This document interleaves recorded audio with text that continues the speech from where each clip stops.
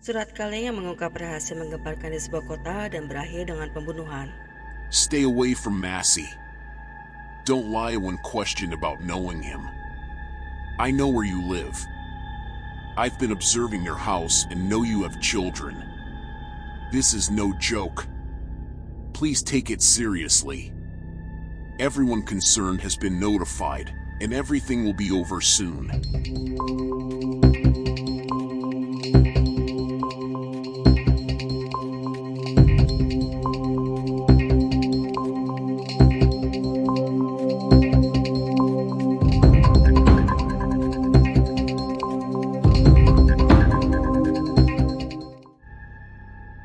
Di akhir tahun 70-an, seseorang mulai meneror kota kecil Circleville, Ohio dengan menyebarkan gosip dan mengungkapkan rahasia seksual warga kota melalui surat kaleng.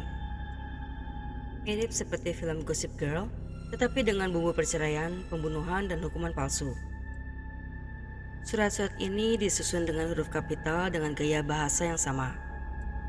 Identitas dari penulis surat kaleng Circleville adalah salah satu misteri paling aneh dalam sejarah kriminal di Amerika Serikat. Kisah ini dimulai pada tahun 1976 ketika orang-orang di Circleville mulai menerima surat yang berisi informasi tentang kehidupan pribadi mereka. Surat-surat ini membahas tentang kehidupan seks pribadi si penerima surat, dan surat-surat ini bercapos dari Columbus, Ohio. Misteri muncul ketika Mary Gillespie, seorang supir bis sekolah, menerima surat yang isinya menuduh dirinya berselingkuh dengan pengawas sekolah bernama Gordon Massey. Keduanya bekerja di sekolah yang sama, yaitu West Falls Schools. Saat itu Mary mengatakan perselingkuhannya tidak pernah terjadi. Penulis surat mengatakan bahwa ia mengawasi rumah dan anak-anak Mary dan menyuruh Mary untuk menghentikan perselingkuhan itu. I know where you live. I've been observing your house and know you have children. This is no joke. Please take it seriously. Belakangan, suami Mary, Ron Gillespie, juga menerima surat yang mengatakan bahwa Mary dalam bahaya jika Ron tidak bisa menghentikan perselingkuhan Mary. Surat lain mengatakan penulis akan membunuh Ron kecuali Ron memberitahu dewan sekolah tentang perselingkuhan itu. Salah satu surat untuk Ron berbunyi, "Gillespie, kamu sudah 2 minggu tidak melakukan apa-apa. Buat Mary mengakui kebenaran dan beritahu dewan sekolah. Jika tidak, saya akan menyiarkannya di radio lokal, poster, dan papan reklame sampai kebenaran terungkap." Sejak awal, Mary curiga bahwa sesama supir bis bernama David Longberry adalah si penulis surat. Mary pernah menolak cinta David dan David jadi membenci Mary. Mary dan Ron Gillespie meminta bantuan saudara perempuan Ron dan suaminya, yaitu Karen dan Paul Freshour. Kakak perempuan Paul juga diberitahu tentang keberadaan surat-surat itu. Kelima orang ini memutuskan Paul akan menulis surat kepada David Longberry. Dalam suratnya, Paul mengatakan bahwa ia tahu David yang menulis surat ancaman kepada Mary dan Ron. Kelima orang ini yakin rencananya berhasil karena surat-surat itu berhenti datang selama beberapa minggu. Pada 19 Agustus 1977, Ron Gillespie menerima telepon dan menjadi sangat marah. Ron mengambil senjata dan memberitahu anak-anaknya bahwa ia akan berbicara dengan orang yang menulis surat itu. Beberapa jam kemudian, Ron Gillespie ditemukan tewas akibat menabrakkan truknya ke pohon. Sebelum Ron meninggal, Ron telah menembakkan senjatanya. Laporan polisi resmi dari Sheriff Dwight Radcliffe mengatakan bahwa Ron meninggal akibat kecelakaan mobil dalam keadaan mabuk. Namun, teman dan keluarga Ron mengatakan bahwa Ron jarang minum alkohol dan tidak minum alkohol pada hari itu. Setelah kematian Ron, penduduk lain di Circleville mulai menerima surat yang menyatakan bahwa Sheriff Dwight Radcliffe terlibat dalam menutupi fakta tentang kematian Ron Gillespie. Sheriff Dwight Radcliffe mengatakan dia mengira ada permainan curang terlibat pada awalnya, namun orang lain yang terlibat dalam kematian Ron ini lulus tes poligraf. Selain itu, tes otopsi mayat Ron menunjukkan kadar alkohol dalam darah di atas 16%, sehingga Radcliffe menyimpulkan penyebab kematian Ron adalah mengemudi dalam keadaan mabuk. Meskipun Mary selalu menyangkal berselingkuh dengan Gordon Massey saat suaminya masih hidup, justru setelah kematian suaminya, Mary dan Massey memulai hubungan romantis. Pada titik ini, ancaman terhadap Mary menjadi lebih ganas, termasuk ancaman terhadap putri Mary yang bernama Tracy. Si penulis surat mulai menyerang lagi tahun 1983 dan mengambil tindakan yang lebih berani dan berisiko. Si penulis menggambarkan tentang perselingkuhan Mary di poster dan dipajang di sepanjang rute biasa Mary mengemudikan di sekolah. Salah satu poster menggambarkan Gordon Massey sedang memperkosa putri Mary yang berusia 12 tahun. Mary kehilangan kesabaran dan segera menghentikan bis yang sedang dikemudikannya dan mulai merobek poster-poster itu. Saat Mary melepaskan poster-poster itu, ia menemukan satu poster yang diikat dengan tali ke sebuah kotak.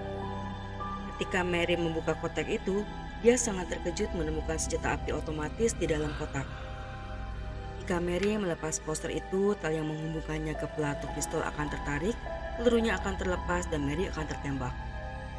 Mary segera melaporkan penemuannya kepada pihak berwajib. Polisi mulai mencari pemilik senjata tersebut. Akhirnya polisi menemukan pistol tersebut terdaftar atas nama Paul Freshour, kakak ipar Ron Gillespie. Paul Freshour mengakui bahwa pistol yang ditemukan oleh Mary benar miliknya, tetapi mengklaim bahwa pistol itu telah hilang selama beberapa waktu. Paul Freshour kemudian diangkut ke kantor polisi untuk penyelidikan lebih lanjut. Ia juga diberikan tes tulisan tangan oleh polisi. Namun tes ini mendapatkan banyak kritik dan dianggap bermasalah. Ini karena sheriff yang menangani kasus tersebut secara khusus meminta agar Paul menyalin tulisan tersebut. Paul akhirnya ditangkap dan dihukum karena percobaan pembunuhan. Paul sendiri menyatakan bahwa dia tidak pernah menulis surat-surat yang dituduhkan kepadanya, apalagi menyiapkan pistol untuk membunuh Mary. Paul Freshour menjalani hukuman dalam penjara selama 10 tahun. Namun selama Paul berada di penjara, surat-surat itu terus berdatangan. Paul bahkan menerima sepucuk surat dari penulis surat Circleville yang berbunyi, "Kapan Anda akan percaya bahwa Anda tidak akan keluar dari sana? Aku sudah memberitahumu 2 tahun yang lalu. Saat kami mengaturnya, berarti sudah diatur. Apakah kamu tidak mendengarkan sama sekali?" Beberapa surat dikirim saat Paul berada di sel isolasi tanpa akses menulis surat sama sekali. Paul Freshour dibebaskan bersyarat dari penjara pada Mei 1994. Ia menghabiskan sisa hidupnya mencari keadilan dan pembunuh atas kematian Ron Gillespie, serta berusaha untuk mencari tahu sosok di balik surat-surat Circleville yang misterius itu. Pada tahun 1993, acara televisi berencana menayangkan serial Unsolved Mysteries dengan episode penulis surat Circleville.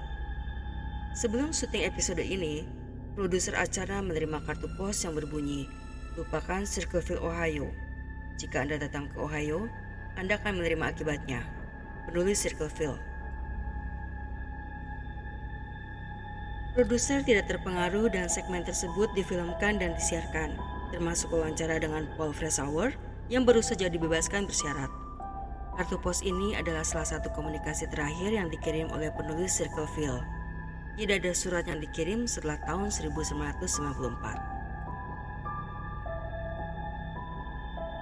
Yang paling menyeramkan dari misteri penulis Circleville ini adalah betapa hebatnya pengetahuan si penulis.